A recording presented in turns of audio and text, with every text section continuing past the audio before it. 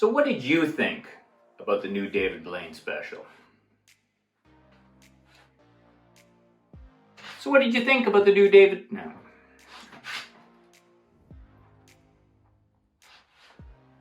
So what did you think about the new David Blaines special? Fun or lame? Let's talk about it. But first, a trick. Let me get up close so you can see it.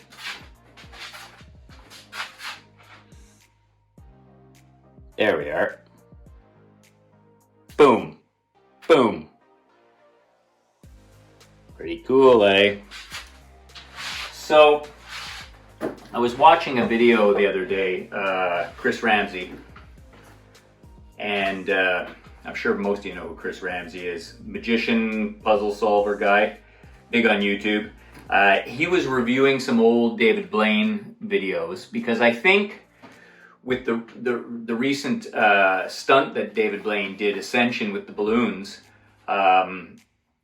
Chris was commenting how, because of the generation he's in, he grew up with David Blaine, knew who he was, knew all his legacy and that sort of thing, of street magic, gritty street magic and really gritty, dangerous stunts.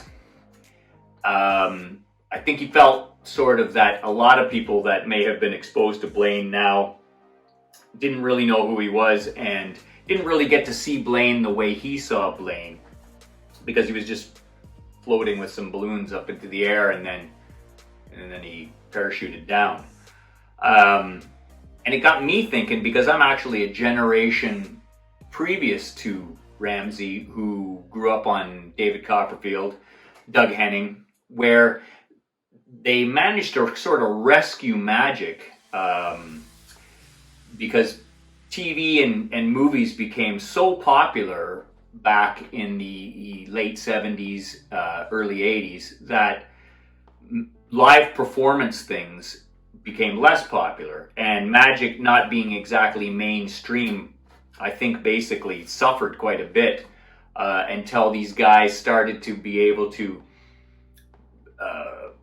bring magic to a new audience, making it adapted for TV.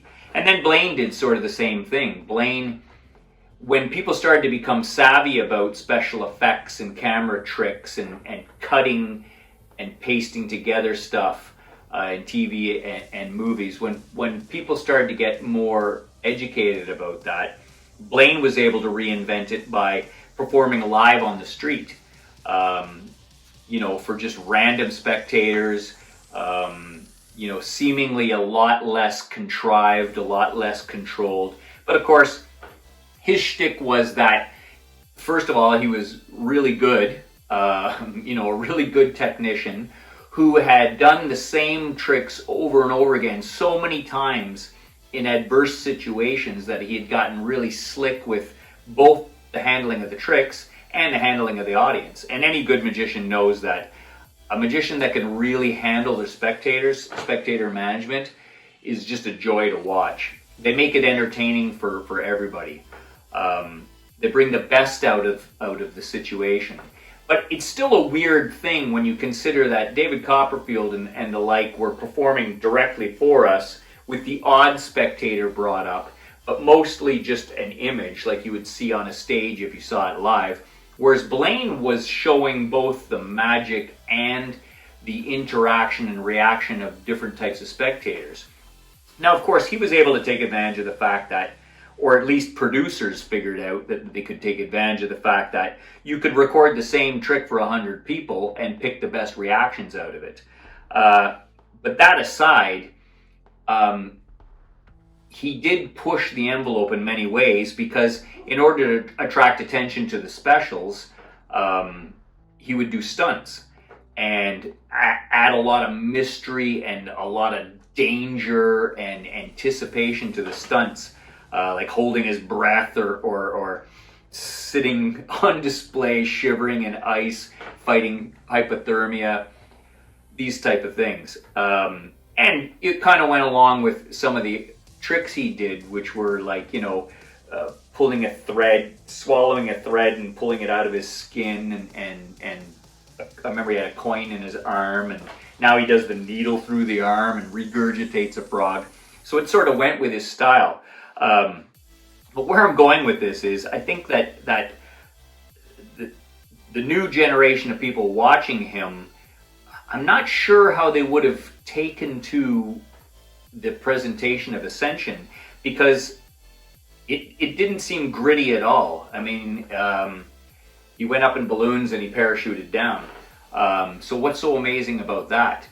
And is that going to be good for magic, or is it going to be considered lame? Like, are magicians lame? Is this just some nostalgic old guy? I think Blaines about my age. Is this just some nostalgic old guy who has millions of dollars he can spend preparing for this stunt and doing this stunt live on YouTube?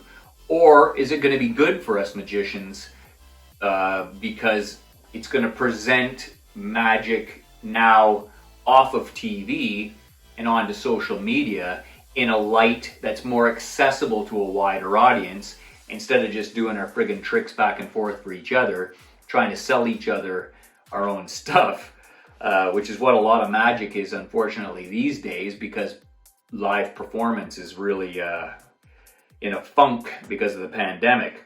So, you know, I had a lot of hope seeing this, that it would be really well received. And I haven't heard much from magicians, negative or positive. I think, you know, with the industry being the way it is, and, you know, sort of the economy in general and people in general sort of being in a weird scenario now, they're hoping that maybe it's going to be good for magic. Let's not make it bad for magic by saying anything negative. But I really wanted to get the conversation going, because I thought that Ramsey brought up some interesting stuff, and that I had a unique perspective on this that I think maybe not everybody has. Maybe guys my age, I'm turning 53 next month, so maybe guys my age who've seen magic at a few different phases now might be the only ones with this perspective that we could share. Hopefully it's interesting. I'm going to show you another great magic trick that relates to all this afterwards, so please stick with me. But here's my opinion. You know, a lot of magic is showmanship, and Blaine has pushed it with his stunts before, but they've always been in a situation where he could be revived or saved very easily. This stunt may have looked a lot tamer, but I wouldn't say it was lamer, for two reasons. One, the image was beautiful. I mean, he was just trying to create the image of a guy holding the balloons and floating off. Now, someone else could have done that with balloons and really held on to them with just their hand, gone up 50, 100 feet over a big crash mat, let go, and then, oh, he drops like a stuntman into the mat. And they show that, or they don't show that, and he disappears and shows up somewhere else. Or it could have been turned into a bit of a lame magic trick. But instead, what Blaine did was he used social media the way it's intended to, or the way I see it going. That's interesting. He showed that he's not covering up how he did this. He's showing the amount of commitment and time and buildup he needed to get to the point of being able to do this. Sure, he had a harness, but you know, he put himself in a situation where he had to pull down his chute and put it on, and he had to reach for the oxygen, but see if he could be brave to 25,000 feet before he used it. And then he had to be clear-headed, and everything had to rig properly so that when he released, he could have a clean skydive, which is no easy thing to do.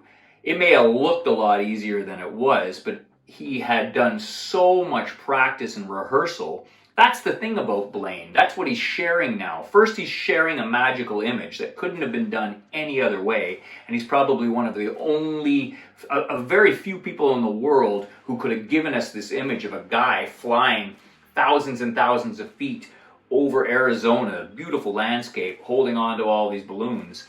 And sure, they didn't burst into flames and ignite and have him drop unexpectedly, and then he rescues himself by getting his chute on at the last minute. And you know, he didn't turn it into one of those fake TV things. He stuck with the real deal, and I think he almost made it to 25,000 feet. See, unlike the other stunts, there was no way to bail him out from this. You know, it may looked a bit tamer because he didn't get to the point where he was suddenly passing out from holding his breath, or he didn't get to the point where he was delusional from hypothermia, but he couldn't be rescued. If anything went wrong technically at 25,000 feet, he's screwed. And I think that's why he came off a little more cautious than some people who grew up with him at Chris Ramsey's age may have liked. You know, it didn't seem quite as risque because there was not nearly as much room or margin for error. And I think he's pushing the genre. I think he's understanding social media and willing to learn about social media and test social media. And he's showing with his commitment of work and time and the amount of money he probably had to invest in this, because I don't know how much money he could have made back from YouTube off of this. I mean, I think he's gambling on it helping bring his name back more mainstream so he can do more stuff. But again, it's still a gamble. And I'm not saying that he has money, that it's that much money to him. I'm sure he's made his money. But I think it needs to be understood to the magic community that this may have looked tamer, but that was in exchange for creating that magical moment, which is sort of what I want to get to here, because my point of view on magic in general is we can't forget, you know, if we're doing something on social media with a card that could not be done in person, that's fine. I mean, there's definitely things I can do in close-up that I can't do in stage, and there's things I can't do in parlor close-up. So I don't think the medium and pushing the boundaries and the edges of what could be considered in good taste and still be not too camera trickery, I don't think that that's necessarily a problem in magic, but I think it's easy to forget when we're concentrated on technique. Like, it's easy for me to forget with the rubber band stuff, is this actually entertaining, or is it just some weird little acrobatic puzzle that's enjoyed for a second and then forgotten? You know, magic needs to create that moment where you're seeing something that's rare, or seeing something that reminds you of seeing things for the first time. So of course it makes sense for a guy like Blaine to pick an image that would harken back to childhood, because when you're a kid, that's when you're seeing the most new things for the first time. And, you know, I don't want to be sappy about it, but I think that's an important aspect of magic. So I'm going to blend that into a trick that I did perform lately that most of you have probably seen, or maybe not. But if you have seen it, what I'm going to do is I'm going to show it outside of its big theatrical performance, or its drawn out theatrical performance, because I think magicians who would be interested in discussing the Blaine event could really appreciate this trick. I actually think it's the best trick of all time. It's my favorite anyway. It's obviously not the best trick of all time. What do I know what the best trick is? But I think, to me, it's my favorite trick of all time. But I think it needs to be done really up close and cleanly to be truly appreciated by magicians. The theatrical version is better for just your everyday spectator. So let me change my shirt and bring the camera in close. Thanks for sticking with me for this long, and please let me know what you think of this trick. It's really clean, and by that I mean it's impossible if you really give it a second thought, even as a magician. So I'd love to know what you think about it, and be right back. Okay, test conditions, up close, super clean.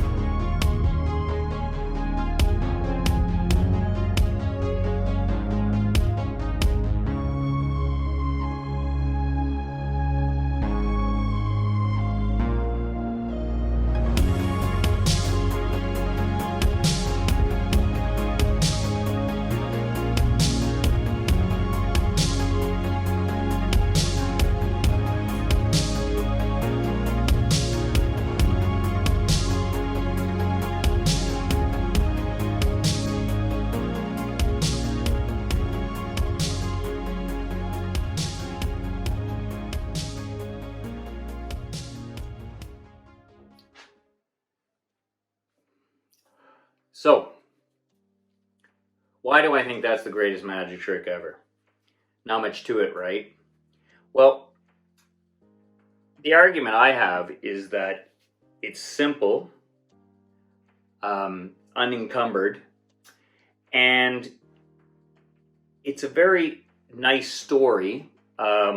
Something as useful as a thread that is used in so many useful ways to make clothing, to fish with, to pull things with, to bind things together.